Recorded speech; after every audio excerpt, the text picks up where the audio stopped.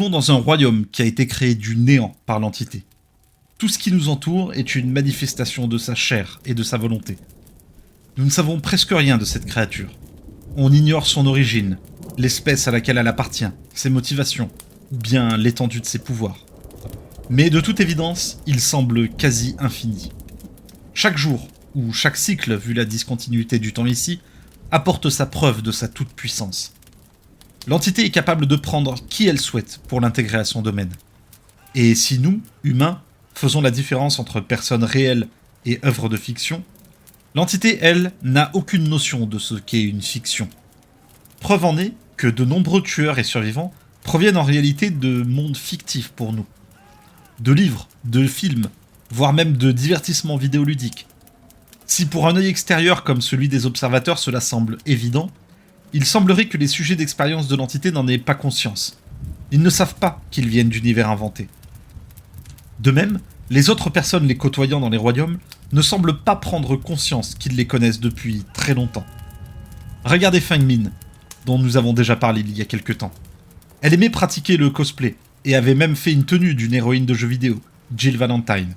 Et quand l'entité, séduite par l'aspect coriace de Jill, l'a fait venir dans les royaumes et qu'elle a croisé la route de Feng, cette dernière n'a même pas bronché, semblant avoir oublié qu'elle était l'une de ses héroïnes de jeu.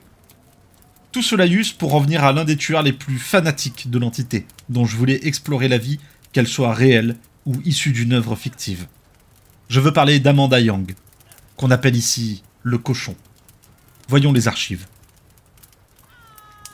Si John Kramer, plus connu sous le nom de Jigsaw, voulait que son fils naisse sous le signe chinois du cochon, c'était pour symboliser la fertilité et le renouveau. Ce serait un nouveau départ pour sa femme et lui, et le début d'une vie heureuse pour son fils.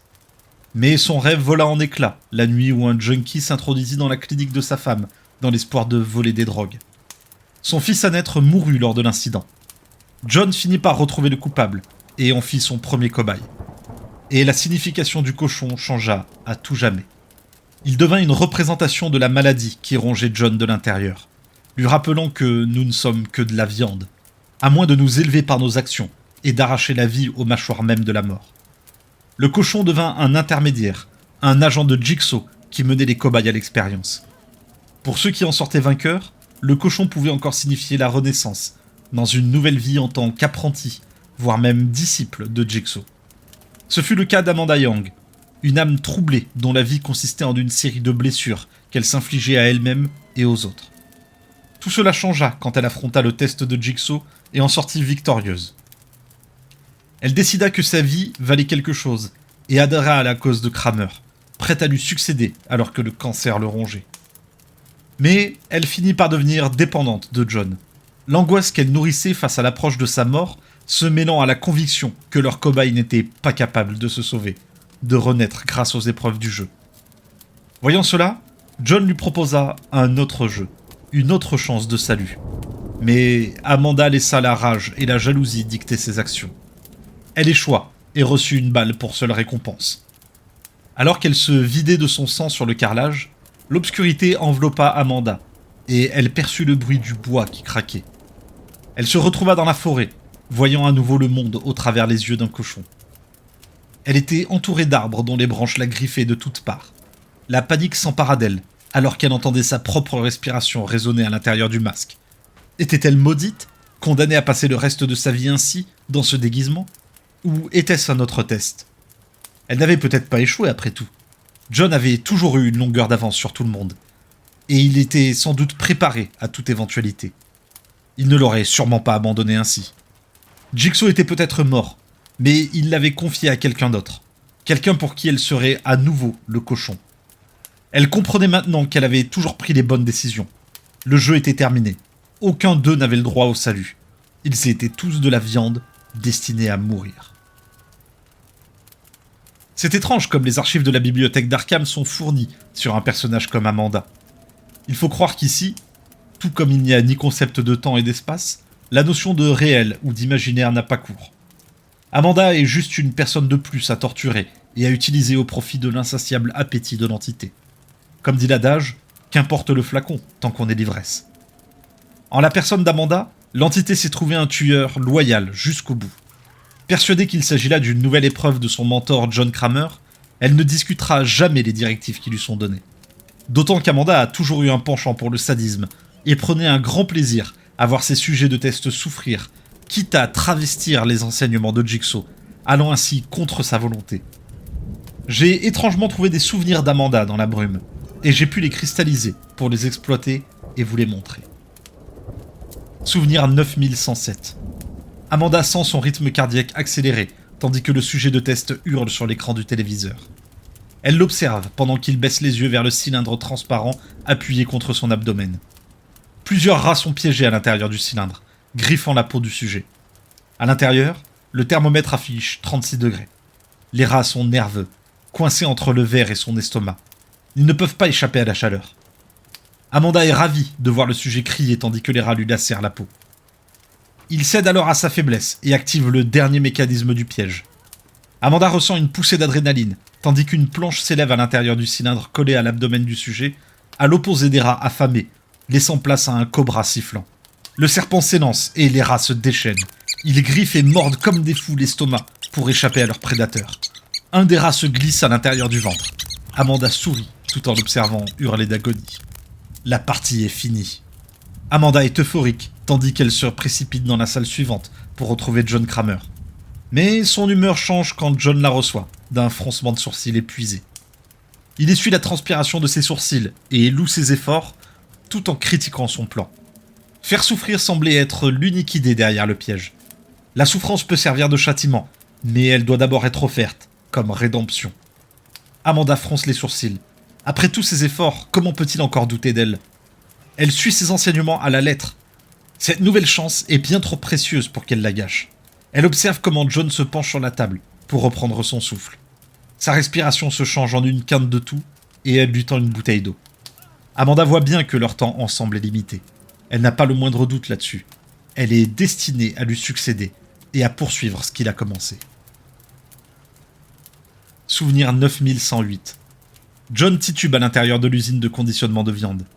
Il a les yeux marqués de profondes cernes, comme s'il n'avait pas dormi depuis des semaines. En général, Amanda ne dort pas plus de 4 heures par nuit.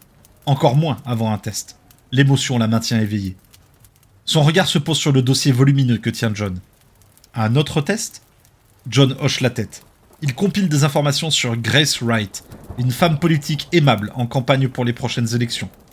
Amanda l'observe tandis qu'il se masse les tempes. Il a encore plus mauvaise mine que la semaine dernière. Combien de temps avant d'avoir appris tout son art ? Quelques années ? Quelques mois ? Pour protéger leur héritage, elle devrait être prête le moment voulu. Elle doit poursuivre l'œuvre de John en tant que Jigsaw, en tant qu'héritière. Elle tend le bras pour se saisir du dossier dans ses mains. « Laisse-moi te prouver ce que je peux faire. » D'un air fatigué, John observe Amanda qui le regarde fixement. Elle est prête et le temps presse. Il hoche la tête avec réticence et lui tend le dossier. Souvenir 9109. Amanda allume la télévision et aperçoit le visage radieux de Grace Wright à l'écran. Les élections se déroulent ce soir. De nombreuses feuilles s'échappent du bac à papier de l'imprimante, tombant aux pieds d'Amanda. Elle les ramasse. Plus tôt dans la journée, elle a accédé à la boîte de réception de Grace pour trouver sa faiblesse. Le test doit être parfait. John pourra peut-être enfin trouver le repos quand il aura la conviction de laisser l'œuvre de sa vie entre de bonnes mains. Amanda examine un tas de documents et d'emails entre Grace et un avocat remontant à une dizaine d'années. Un certain Ben Fairfax a menacé de révéler un scandale lié à l'époque où Grace avait rejoint le conseil municipal. L'action en justice avait été très vite résolue. Mais les emails avaient continué entre Grace et son avocat. Amanda avait découvert un rapport démontrant que Xanix Industries, un exportateur de cuivre de la région, avait déversé des déchets directement dans l'île Ford, contaminant la nappe phréatique. Les vieilles canalisations de la ville avaient été incapables de filtrer la contamination. Grace avait étouffé l'affaire pour éviter d'augmenter davantage les impôts déjà élevés de la ville. Pendant 10 ans, des détritus ont été versés dans l'eau des électeurs inconscients de Grace. Amanda regarde le verre d'eau sur son bureau. Elle le vide dans l'évier et saisit une bouteille de vodka dans le congélateur. L'amertume gelée coule sur sa langue, frappant son palais avec un goût d'herbe prononcé. Ce n'est pas le meilleur moyen de s'hydrater, mais c'est sans doute plus sûr que l'eau du robinet d'Ilford. À la télévision, des confettis recouvrent les cheveux bruns de Grace. Les résultats sont tombés. Elle a été élue au poste de maire. Souvenir 9110. Amanda reçoit un message énigmatique de John. Quand elle le retrouve à l'usine de conditionnement de viande Gideon, ses doutes sont confirmés. Il a l'air pâle et fragile. Les effets secondaires de son traitement semblent aussi épuisants que la maladie elle-même. Sa démarche est lente et méticuleuse, comme s'il était en train de calculer le coût de chacun de ses pas. Amanda le prend par le bras pour l'aider à s'asseoir. Il ne peut plus lui cacher la douleur. Elle l'examine tandis qu'il cherche à retrouver son souffle. Des gouttelettes de sueur se forment sur son front. Son meneur, son mentor, son père se meurt. Amanda serre le poing. Qu'est-ce qu'elle va faire sans lui? La panique la prend au ventre, lui nouant l'estomac. Puis vient une autre sensation. Quelque chose de trépidant. Non, quelque chose d'excitant. Une poussée palpitante de liberté. Le contrôle absolu. John l'interroge à propos du test de Grace, et Amanda veille à le rassurer. Son héritage est entre de bonnes mains, et elle le lui prouvera. Souvenir 9111. Elle sent ses tempes palpiter. Ça fait des semaines qu'elle n'a pas dormi plus de 2 heures par nuit. Elle grimace tout en essayant d'avaler un analgésique qui racle sa gorge sèche. Elle ignore le goût amer qu'il lui laisse en fondant au fond de sa bouche. Elle n'a pas le temps ni pour dormir, ni pour boire. Elle explore le réseau de tunnels sinueux sous l'usine de viande, pour le test de Grace. Les palpitations sont de plus en plus fortes, et Amanda se masse les tempes tout en marchant. Elle a la sensation que sa tête va exploser, mais elle ne peut pas s'arrêter. John a besoin d'elle. Cette migraine va bien finir par cesser. Son mentor, lui, ne dispose pas d'un tel privilège. Il lui reste peu de temps à ses côtés. En fin de compte, tous les tests seront uniquement de sa responsabilité. Le moment venu, elle devra être prête. Amanda éclaire le plan des sous-sols de l'usine à l'aide d'une lampe torche et revient sur ses pas. Pendant qu'elle examine le vaste réseau de tunnels, une autre pensée lui vient à l'esprit. Bientôt, Gideon sera son territoire. Elle éprouve alors une étrange sensation palpitante d'inquiétude et d'émotion. Sa lampe de poche éclaire un embranchement familier. Le tunnel de gauche mène à la salle de bain souterraine, celui de droite aux eaux usées de l'usine. Pour suivre les traces de John, elle doit concevoir un test correspondant à la faiblesse de Grace, une ambition corrompue de gravir les échelons jusqu'à devenir mère, au prix de la santé de milliers de personnes. L'heure est venue de lui donner une bonne dose de son propre poison. Amanda rampe dans le tunnel à sa droite. Souvenir 9112. Amanda se cache dans la salle de bain de Grace, derrière le rideau de la douche fermé. Elle sent son cœur s'emballer tandis qu'elle attend le moment idéal pour frapper. C'est le moment qu'elle préfère. L'adrénaline la submerge, amplifiant ses sens. Elle a la sensation de pouvoir affronter le monde entier sans éprouver de fatigue ou de douleur. Elle se sent parfaitement éveillée alors qu'elle n'a pas dormi depuis des jours. Pendant qu'elle attend sa proie, elle se sent vivante et puissante, chaque seconde se prolongeant en une sensation de bonheur profonde et béat. C'est là la vraie force des enseignements de John. Une deuxième chance de vivre à un niveau spirituel supérieur. Amanda entend la porte s'ouvrir dans l'entrée. Elle tend l'oreille pour voir si quelqu'un est avec elle. Les bruits de pas viennent confirmer ce qu'Amanda sait déjà du programme de Grace. La mère est seule ce soir. La porte de la salle de bain s'ouvre en grinçant. Dès que Grace entre, Amanda s'élance. Une lutte s'ensuit entre les deux femmes, tandis que l'eau déborde du lavabo de la salle de bain. Amanda écrase le visage de Grace contre le miroir. Cette dernière hurle et donne un coup de tête à son agresseur qui ressent un élan de douleur traverser son nez masqué. Elle titube en arrière, mais l'adrénaline prend le relais. Elle est prête pour ça. Grace se jette sur elle et saisit son masque de porc. Mais Amanda lui donne un coup de coude au ventre, lui coupant le souffle.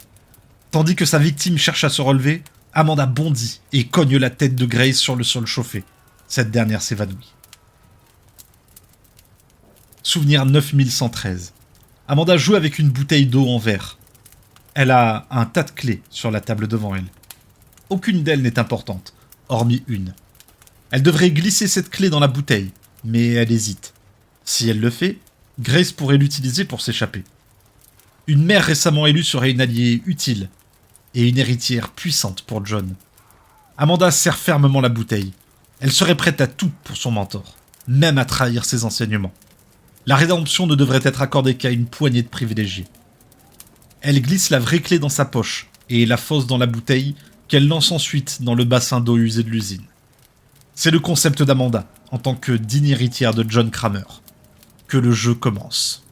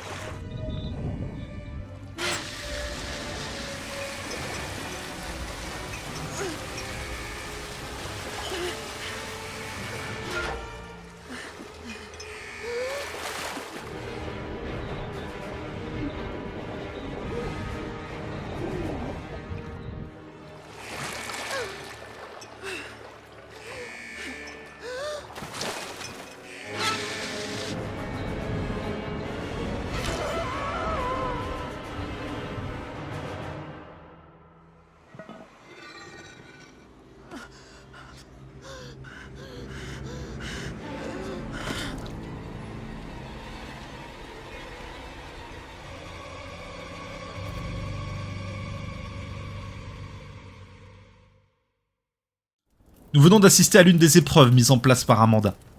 Le sujet de test était correct, une politicienne corrompue qui préfère empoisonner ses concitoyens plutôt que d'éviter à une grande entreprise de prendre ses responsabilités. Le genre de personne que John aurait lui aussi choisi. Mais John, lui, proposait la rédemption à travers la souffrance et le sacrifice. Amanda, elle, était convaincue que tous ne méritaient pas ce cadeau, cette seconde chance. Comme elle l'avait fait pour l'inspecteur Kerry, elle ne laissa à sa victime aucune chance de s'en sortir en suivant les règles du jeu. Dans son esprit tordu, elle rendait honneur à Jigsaw en agissant de la sorte, sans se rendre compte qu'elle pervertissait son œuvre et supprimait ainsi tout le bénéfice, aussi retors qu'il soit, de l'œuvre du tueur au puzzle. Maintenant qu'elle est dans le brouillard, elle peut s'adonner à loisir à ces séries d'épreuves, torturant les survivants sans fin, relevant à ses yeux le plus grand défi de son maître à penser, sans se rendre compte qu'elle agit désormais au profit d'une entité bien plus malveillante. Je tenterai de fouiller à nouveau la brume, à la recherche de souvenirs d'autres personnes, qui à nos yeux sont des personnages de fiction, mais qui, dans le domaine de l'entité, sont bel et bien réels. Parce qu'ici, dans les royaumes, chaque histoire mérite d'être racontée, tant qu'il y aura quelqu'un pour l'écouter.